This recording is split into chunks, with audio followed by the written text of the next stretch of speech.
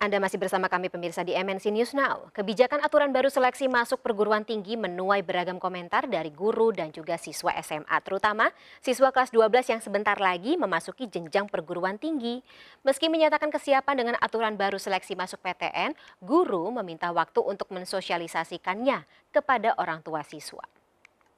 Mengikuti jalur SNM itu pada awalnya menggunakan 6 nilai pelajaran dan sekarang itu diganti menjadi rata-rata seluruh pelajaran. Nah, kalau misalnya mengenai persiapannya yang pastinya kami siswa 68 itu langsung dipersiapkan untuk fokus ke semua mata pelajarannya. Jadi semua mata pelajarannya itu kita usahain untuk naik nilainya seperti itu. Bermohon agar kami diberikan kesempatan untuk memberikan pemahaman kepada seluruh masyarakat yang menjadi warga dari SMA negeri kami.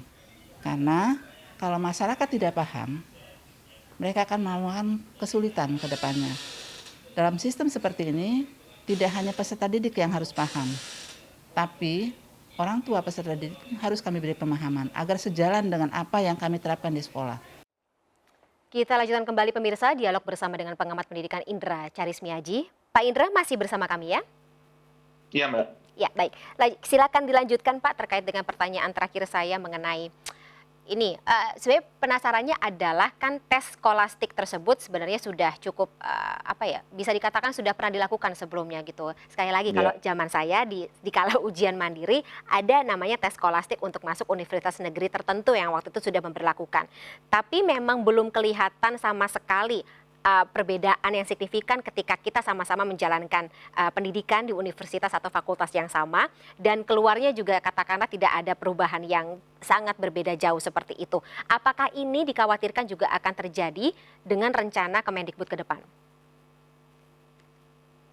Ya, yang menariknya kalau kita menggunakan tes model seperti ini, nah kan kembali pertanyaannya yang mau kita rekrut untuk masuk perguruan tinggi negeri itu anak-anak yang seperti apa, Oke. ya kan?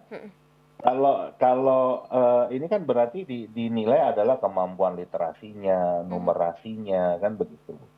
Terus setelah itu apa, kan begitu. Jadi kan nggak cuman sekedar hanya mengganti tesnya saja, kan? Tapi kan kita juga harus punya desain besarnya itu sebetulnya kita mau bawa mereka kemana sih, ya kan? Dan terus terang kalau kita bicara di internasional, justru mereka larinya itu sudah tidak lagi menggunakan tes-tes jenis apapun. Mereka sudah lari ke portofolio sekarang. Karena kan eranya memang era inovasi ya.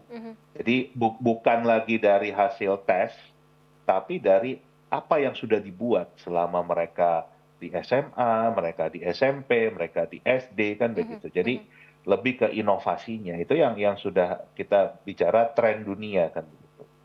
Nah, kembali lagi kalau kita lihat langkah yang diambil oleh Kemendikbudristek ini, kita juga bingung sebetulnya arah yang mau dituju apa. Oke. Karena juga sampai sekarang kan nggak punya grand design-nya, kita nggak punya roadmap-nya. Sebetulnya anak-anak kita ini mau diarahkan, mau dididik ke arah mana sih? Mau menjadi SDM yang seperti apa sih, kan begitu. Jangan sampai hanya cuman gonta-ganti. Jadi ada sebuah Kebijakan. lembaga kajian di Inggris yang menyebutkan program pendidikan di Indonesia itu business as usual with more money, kan gitu. Oh, Jadi cuman gonta-ganti nama aja, uangnya ditambah terus, tapi sebetulnya isinya gitu-gitu aja. oke, Itu oke. yang membuat mutu pendidikan kita itu salah satu yang terburuk di dunia.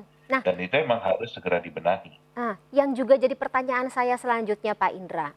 Untuk kalau misalnya ini tes rencananya akan dilaksanakan, bagaimana menyeragamkan para katakanlah calon mahasiswa ya, siswa kelas 12 di seluruh 37 provinsi di Indonesia saat ini untuk bisa sama-sama punya kesempatan yang sama masuk universitas. Karena kalau kita melihat ada 4 parameter dalam tes skolastik yang baru ini, kayak penalaran matematika, kemudian literasi bahasa Indonesia dan juga bahasa Inggris, kita tahu tidak semua siswa SMA kelas 12 yang ada di seluruh wilayah di Indonesia punya kesempatan atau kemampuan yang sama.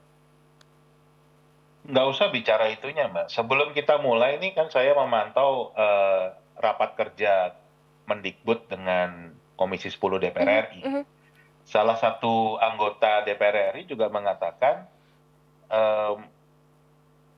sama-sama perguruan tinggi akreditasinya A. Yang satu adalah PTN, yang satunya adalah PTS. Ternyata biaya kuliahnya lebih murah yang PTS. Oh? Ya kan? Jadi malah kondisinya hanya anak orang kaya dong yang bisa masuk PTN. Ini Iya. disampaikan di dalam rapat kan begitu. Nah, kemudian tadi kembali, kenapa tesnya dibuat seperti ini? Ini kan Merdeka Belajar ini sampai hari ini nggak ada naskah akademiknya. Jadi kita bingung kan begitu, langkah yang harusnya diambil oleh sebuah Kementerian Pendidikan, Kebudayaan, Riset, dan Teknologi yang harusnya berbasis riset, ya kan? Takutnya ini menterinya baru tadi malam ngimpi, terus oke, kita bikin begini, karena nggak ada basis paper akademisnya gitu, nggak ada naskah akademiknya, kita nggak tahu kenapa dibuat seperti ini, Ya. Dasarnya apa, kajiannya Berbaik sangka seperti mungkin apa, sudah ada yang tapi mau belum dicapai apa, disosialisasikan. kan gitu. Itu yang kita sangat menyayangkan kan. Baik. Jadi tadi kita berbaik sangka mungkin sudah ada, karena tidak mungkin membuat sebuah kebijakan ya kalau tidak ada dasar yang jelas, fakta-fakta yang juga berasal dari pengamatan para ahli, terutama karena ini menyangkut pendidikan anak di Indonesia seperti itu ya Pak Indra. Pak Indra, ini sangat insightful sekali dialog kita sore hari ini, tapi mohon maaf sekali karena durasinya sangat sempit, kita terpaksa sudahi dulu. Kita akan sama-sama tetap mengawal ya, terutama hari ini karena ada RDP Komisi 10 dengan Kemendikbud. Siapa tahu akan ada hilal atau titik terang terkait dengan kebijakan yang akan dilakukan ke depannya.